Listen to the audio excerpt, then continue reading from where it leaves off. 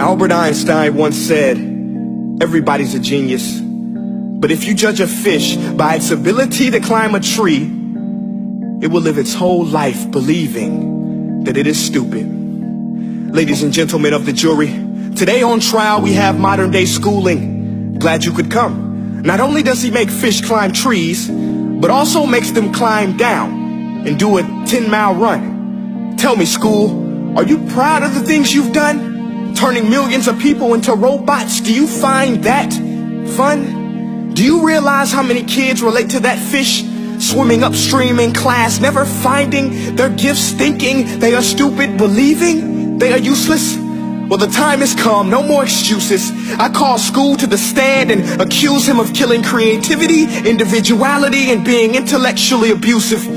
He's an ancient institution that has outlived his usage. So, Your Honor, this concludes my opening statement, and if I may present the evidence of my case, I will prove it. Proceed. Exhibit A. Here's a modern day phone. Recognize it? Here's a phone from 150 years ago. Big difference, right? Stay with me. Here's a car from today, and here's a car from 150 years ago. Big difference, right? Well, get this. Here's a classroom of today, and here's a class we used 150 years ago. Now ain't that a shame? In literally more than a century, nothing has changed. Yet you claim to prepare students for the future? But with evidence like that, I must ask, do you prepare students for the future or the past? I did a background check on you and let the record show that you were made to train people to work in factories, which explains why you put students in straight rows, nice and neat, tell them sit still, raise your hand if you want to speak, give them a short break to eat, and for 8 hours a day tell them what to think. Oh, and make them compete to get an A letter which determines product quality, hence grade A of meat.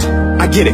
Back then, times were different. We all have a past. I myself am no Gandhi. But today, we don't need to make robot zombies. The world has progressed. And now we need people who think creatively, innovatively, critically, independently, with the ability to connect. See, every scientist will tell you that no two brains are the same.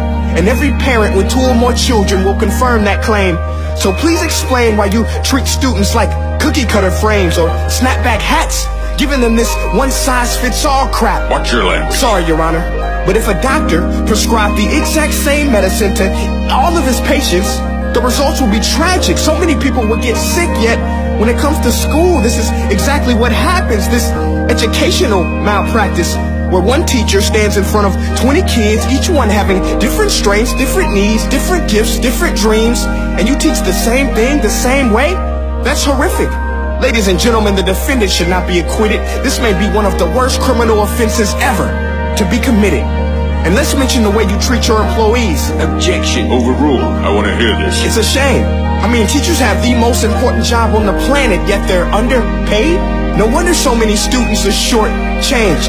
Let's be honest, teachers should earn just as much as doctors, because a doctor can do heart surgery and save the life of a kid, but a great teacher can reach the heart of that kid and allow him to truly live. See, teachers are heroes that often get blamed, but they're not the problem. They work in a system without many options or rights. Curriculums are created by policymakers, most of which have never taught a day in their life.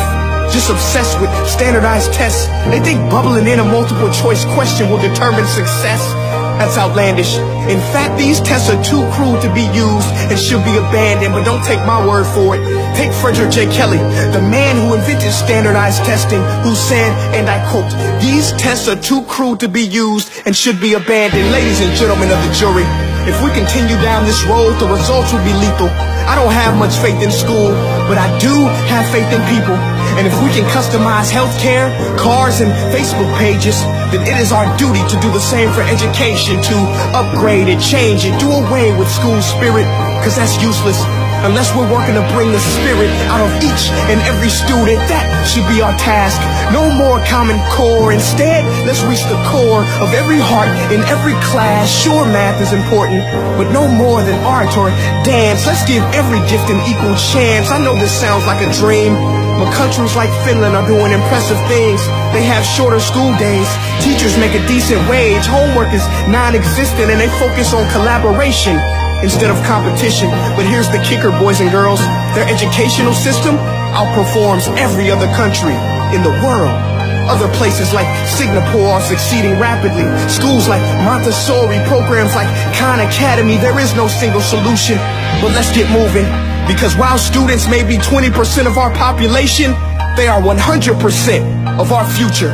So let's attend to their dreams, and there's no telling what we can achieve.